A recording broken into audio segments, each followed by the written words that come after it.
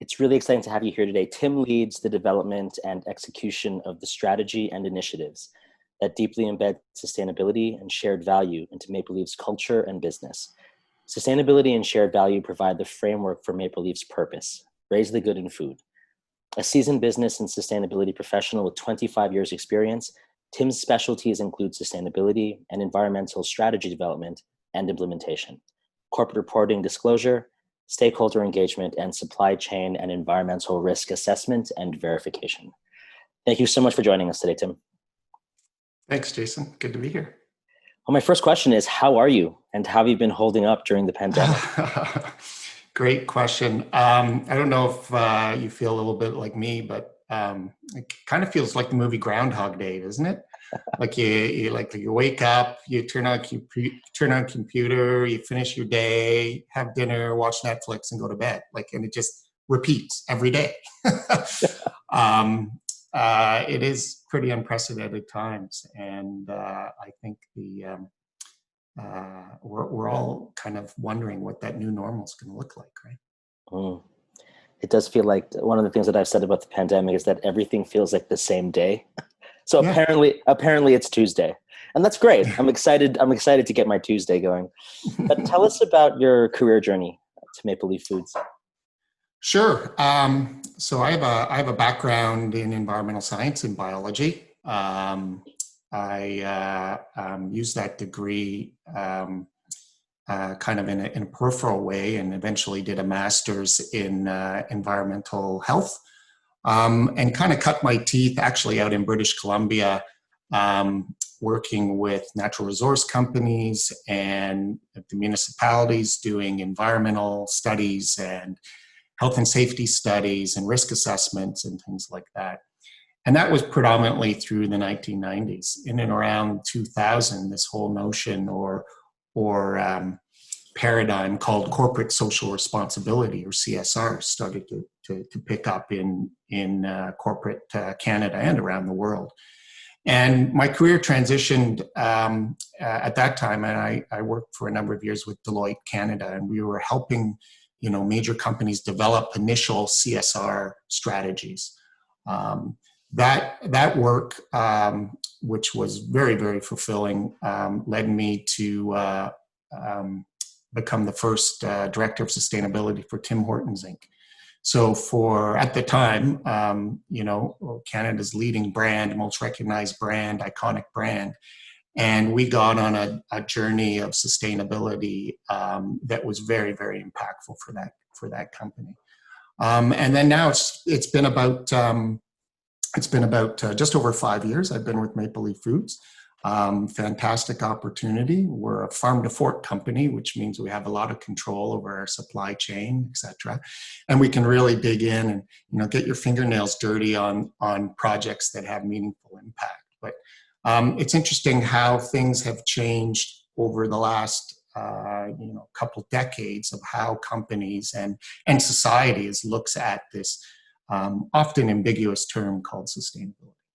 I mean, everyone has been talking about this idea of the pivot. I mean, obviously at St. Joseph Media, for example, we pivoted dramatically in terms of our our own membership. Like for the membership program, usually we'd be doing these fireside chats in our office. We'd have a glass of wine. There'd be a great group of people. We would just be it'd be a party. And now we're doing it in the virtual space. So how has Maple Leaf Foods pivoted during the pandemic? Well, I'll take a rain check on that glass of wine. Maple Leaf, we're an essential service, right? We're part of the food system, and that means we have to keep operating. And for us, right from the very beginning, it's all been about keeping our people safe and keeping our supply chain going, right, and efficient. And that's really what the focus has been for the company. We had to act early. We knew that. And so we did. Like, for example, all our corporate employees were sent home in early March, really early March, so probably before most. And all the focus was then put on the operations and the supply chain. We developed and fortunately already had an emergency management council set up. And literally that internal entity that is populated by cross-functional leaders in the company, became our incident command for the pandemic, right?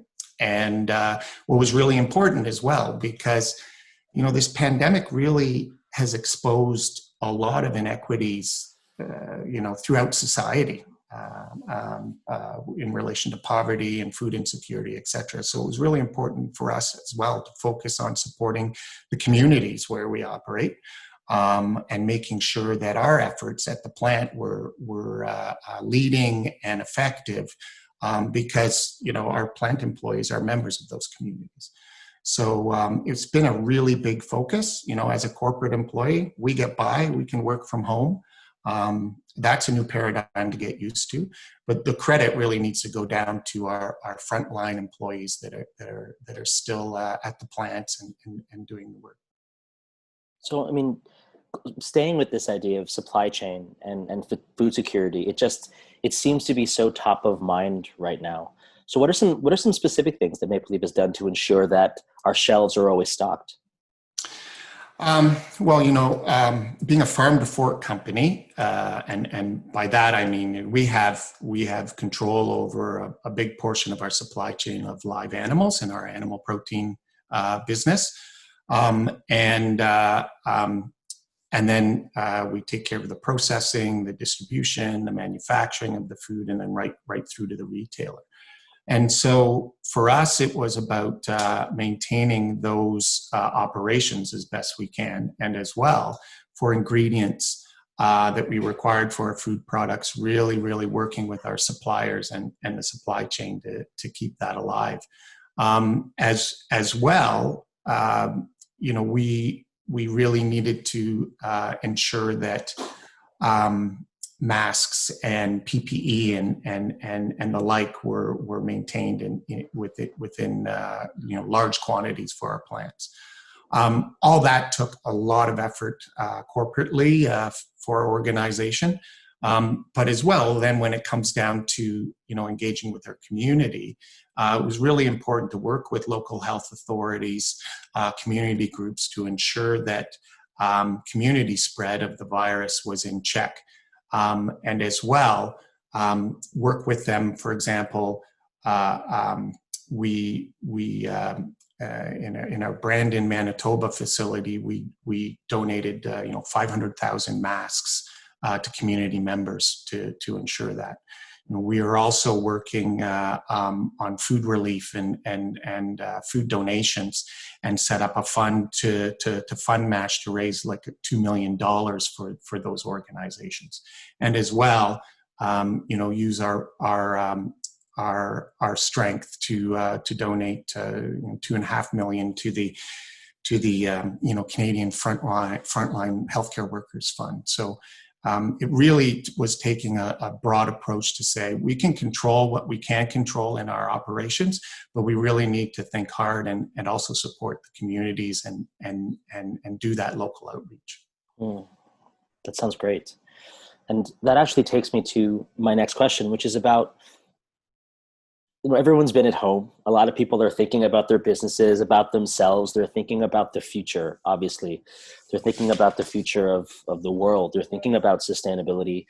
So how can businesses play a role in building a more sustainable future? And what has Maple Leaf Foods been doing within the sustainability space? Yeah, sustainability as a term is quite ambiguous. It might mean something completely different to yourself and me and at the company level as well. The food system inherently really could be put at the hub or at the nexus of a lot of big societal issues today.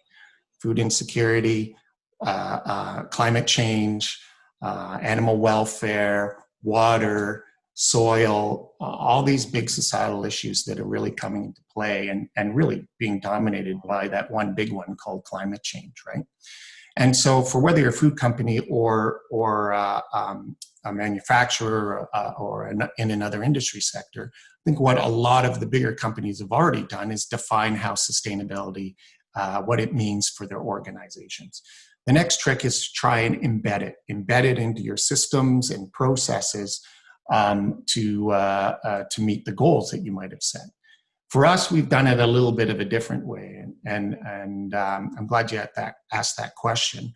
We took a track back in 2016 to develop a company purpose. You mentioned it in your introduction. It's called Raise the Good in Food. And when a company develops a purpose or a social purpose, they look at why the company exists. And we did a deep dive on our culture and our people. And then you look at what society needs, and you try to align those two aspects and focus on your purpose. So Raise the Good in Food for us means a significant a number of things. Raise means to continuously improve, to lift, to elevate. It also means to raise animals and raise plants, etc.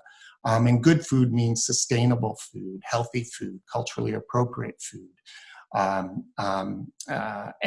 And that purpose statement leads us to develop a significant vision for the company. And as a vision, companies need to have a guiding light or a gold star to reach on a daily basis. Our vision is to be the most sustainable protein company on earth.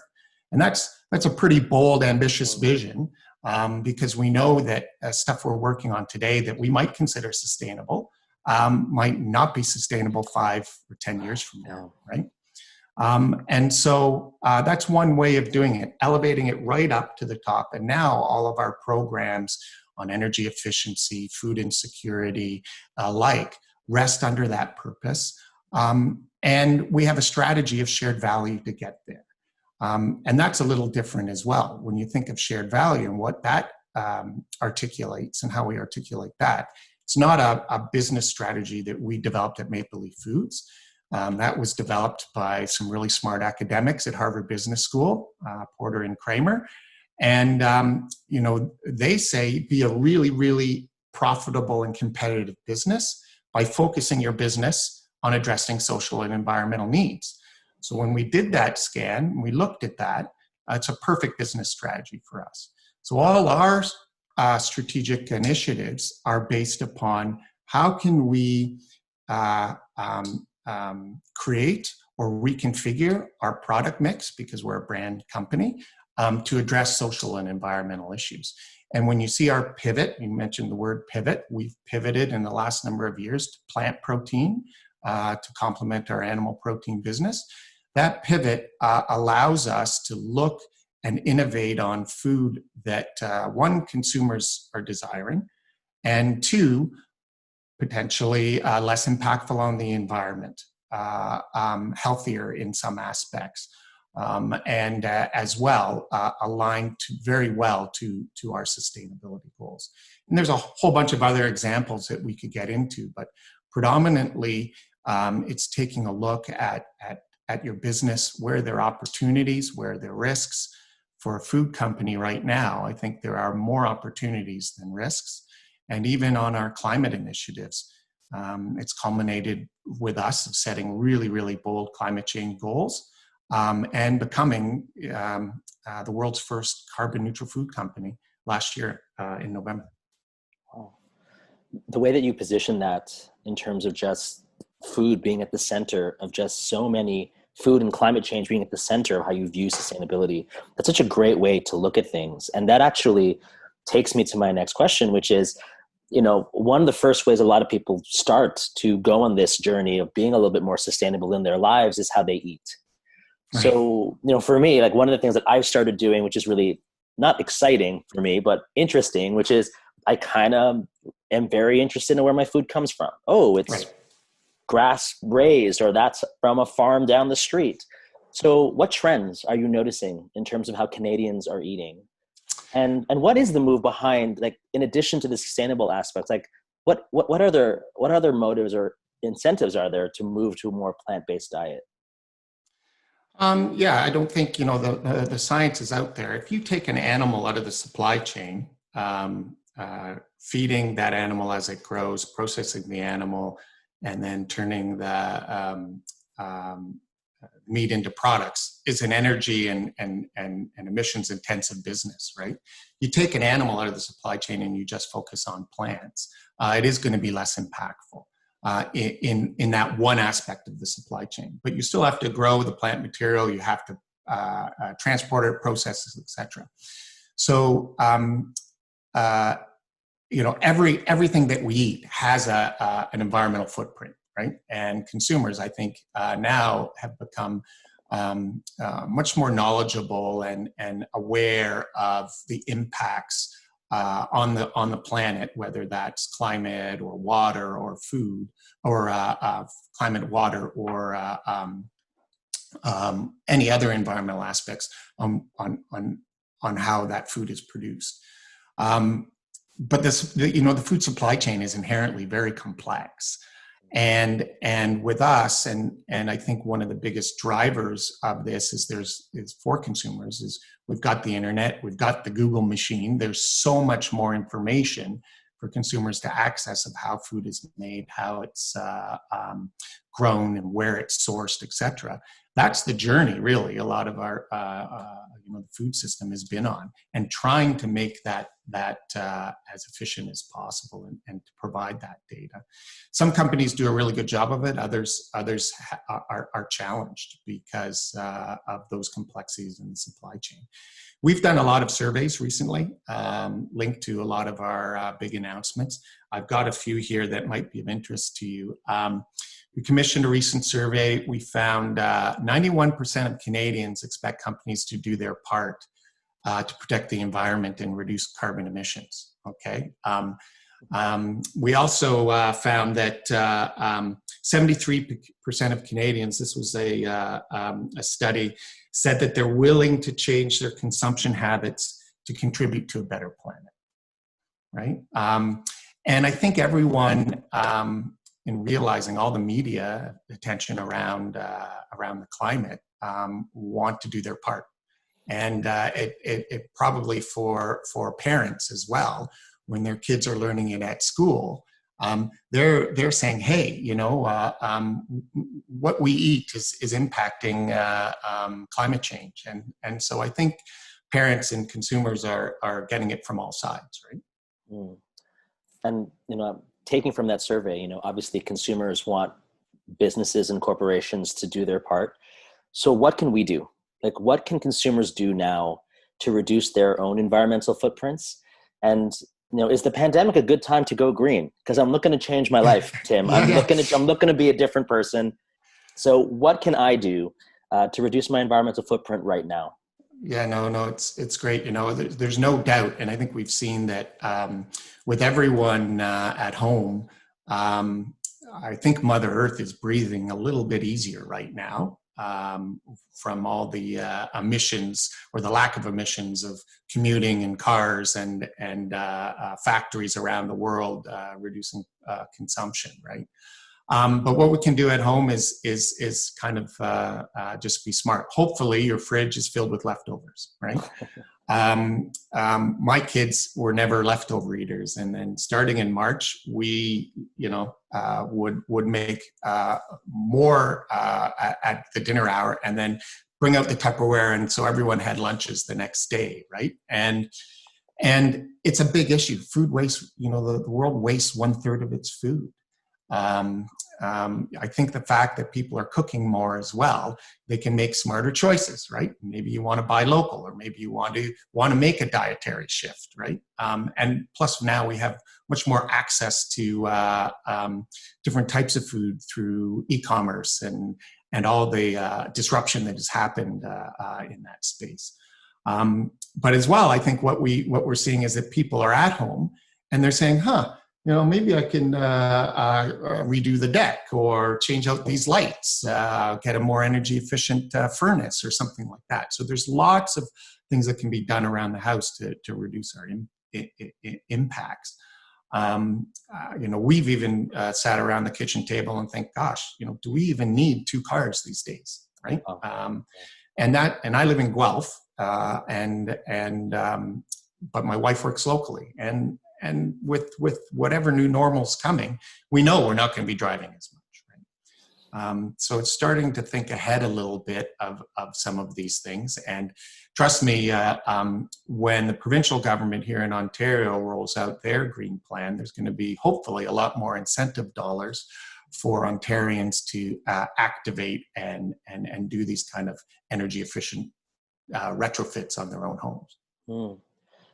this actually takes me to an adjacent question, which is about just some of the trends. Like we're talking about trends in eating in Canada, and obviously Maple Leaf Foods is taking a leadership role in sustainability. Are there any global trends? Because everyone's in the same boat right now during the pandemic. Are there any global trends in sustainability that you're seeing that you would love to see in Canada? Oh, yes. So we've been working for quite some time now with the World Business Council for Sustainable Development, global organization led by CEOs and facilitated by the NGO World Business Council. And agriculture, sustainable agriculture, has been trending for quite some time now. What I think the biggest trend is, and I've seen that's related to our business, and this came out very clearly at the New York City Climate Week last year, probably catalyzed by a 16-year-old teenager from Sweden, which was fantastic. This move towards dealing with the climate crisis through nature. Okay. Collectively, it's called natural climate solutions or nature-based solutions. But the best machine to reduce climate emissions on the planet are plants, right? It's photosynthesis. It's trees and plants, and then agricultural crops that can be harnessed to sequester carbon right out of the atmosphere to address the climate issue. That's basic, biology 101, photosynthesis. But the world has somehow been focused on spending billions of dollars on technology to try and suck carbon out of the air and clean it, etc.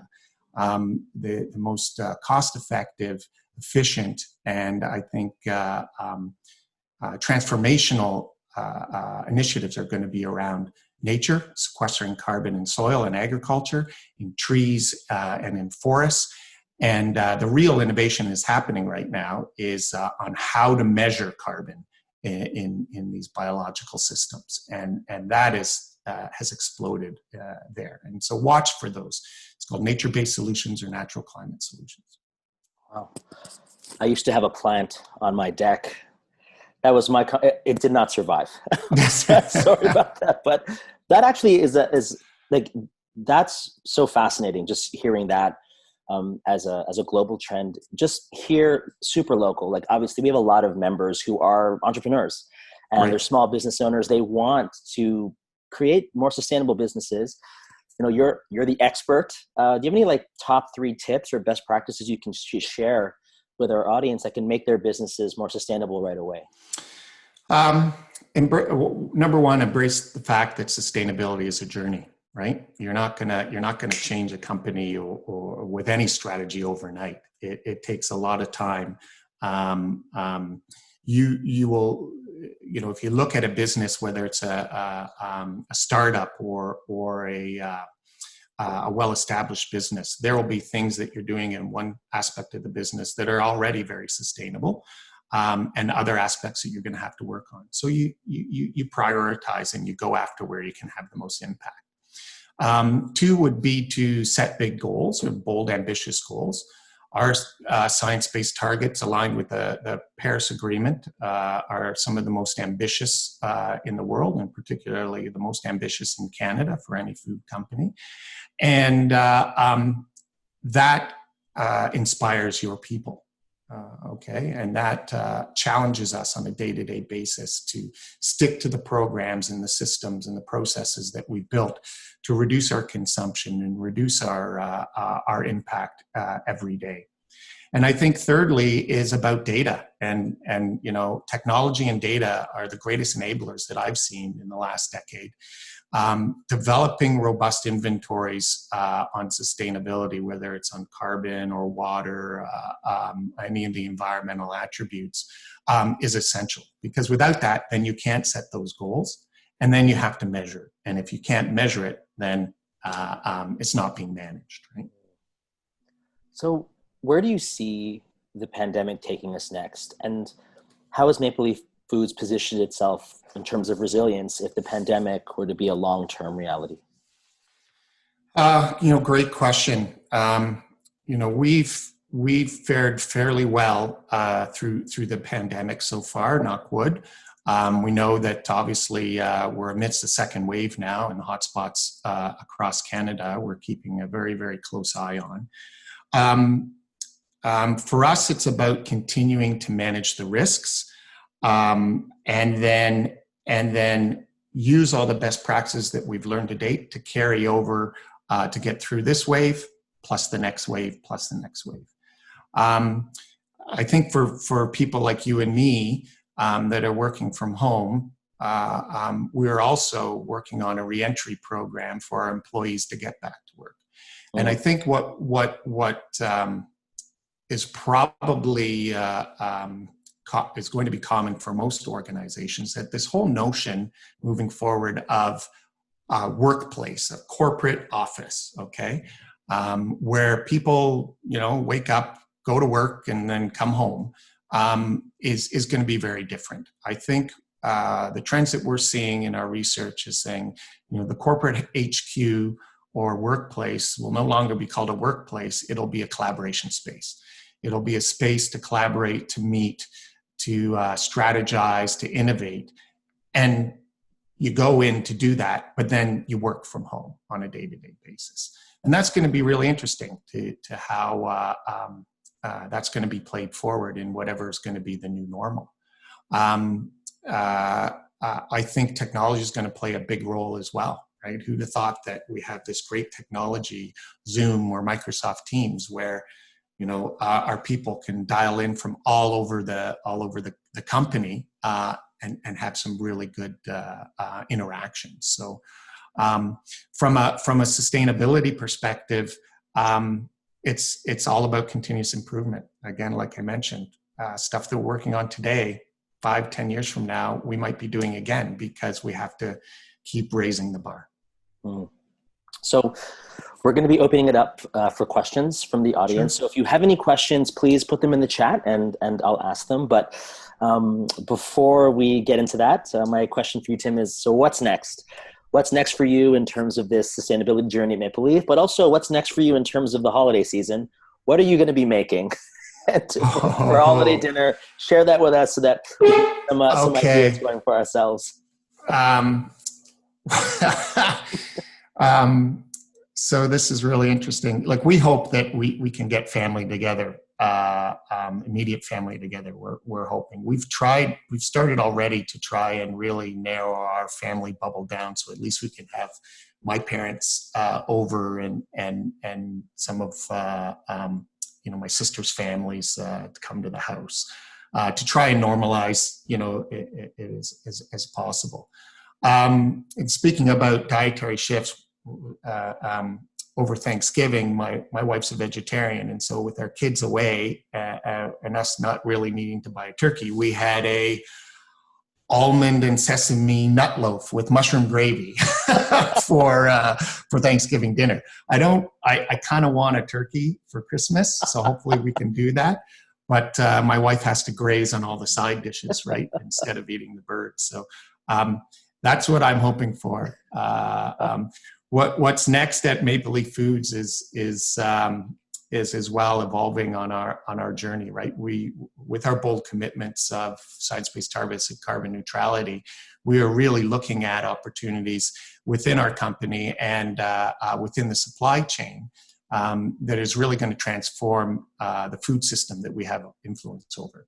And that will include looking at very, very intensely at renewable energy and nature-based solutions in the agriculture sector. So it's pretty exciting. I think the next few years are going to be super transformative for the company and for the food system.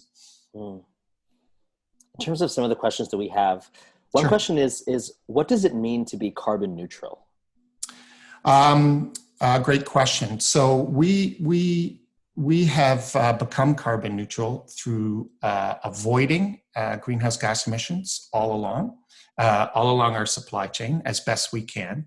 By avoiding, we're saying going right to the source of where emissions are generated.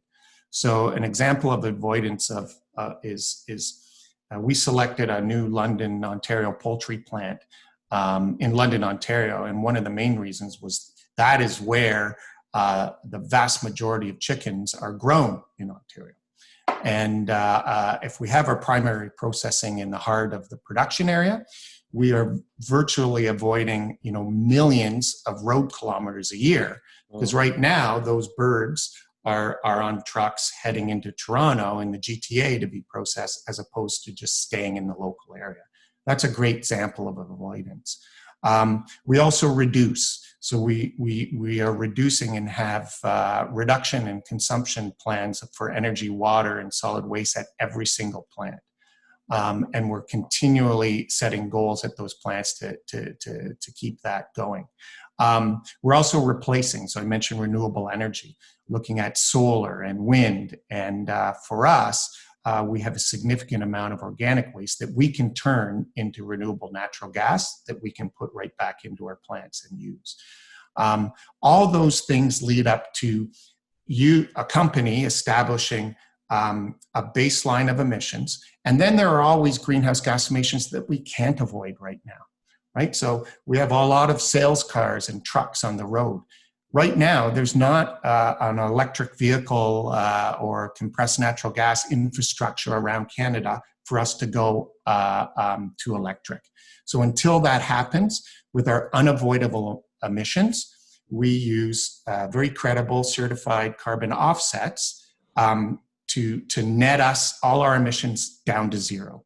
Wow. And when you hear companies saying we're going to be net zero by 2050 or we aspire to become carbon neutral, we've actually done it through that avoidance, reduction, replacement, and then using offsets. So basically all the emissions that we emit, we can neutralize by investing in really, really high quality environmental projects that neutralize those emissions. That's amazing that Maple Leaf is that comprehensive in terms of getting to carbon neutral. Another question we have here is, what was a breakthrough step for Maple Leaf Foods throughout this journey? Like all those really amazing things you're doing along supply chain to reduce your footprint are wonderful, but was there one big breakthrough step that happened that just catalyzed the entire and sped up the journey towards sustainability for Maple Leaf? Yeah, I think there was a number of things that built upon it. In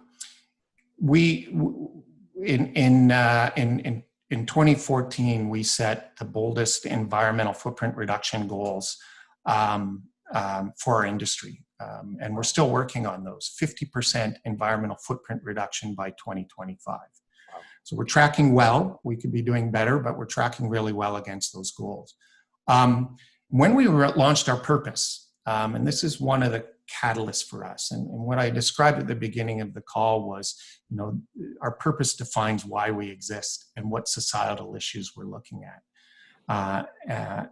And when we rolled out our purpose, we held a number of ideation sessions right across the company. So from plant workers all the way up through, the accountants and the vice presidents at the corporate office, and asked them, how, through your job, can you raise the good in food? How can you contribute for Maple Leaf being the most sustainable protein company on earth? This was in around 2016, 2017.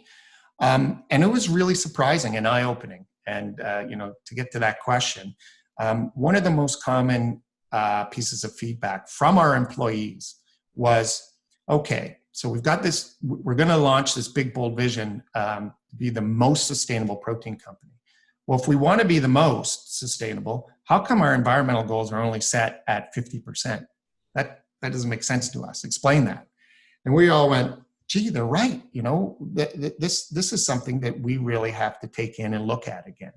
And I think that was one of the catalysts for us to go back around the strategy table and meet with the senior leadership team. Said, what are the most ambitious climate goals out there? Well, they're science-based greenhouse gas targets linked with the Paris Accord. Okay, we're going to do that. Check. Right. And then how can we raise the bar even further? Well, we can look at carbon neutrality. There's a mechanism to do it. It's going to take a while.